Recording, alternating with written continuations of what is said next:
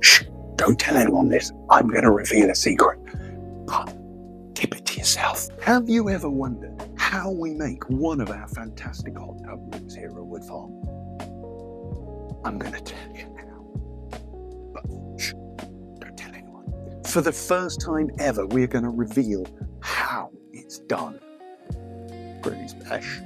You start by getting a big lorry and a load of wood and slabs and cement and stuff. You get a digger and you dig a hole. Then you start putting a frame up. You get your builder to grab his spirit level just to make sure everything's upright, and it seems to be. And then you get a ladder and get up to the top bits, and then you get him to put some slabs down, and then you stand there and look important, like you know what you're doing and you were part of it. Then you insulate the walls, and then you clad the walls to make it look all pretty, and then what you do is you grab a hot tub, chuck it in there, and then what you do is you get it wired up, get some seating in there, put some water in, put the lights on, and there it is.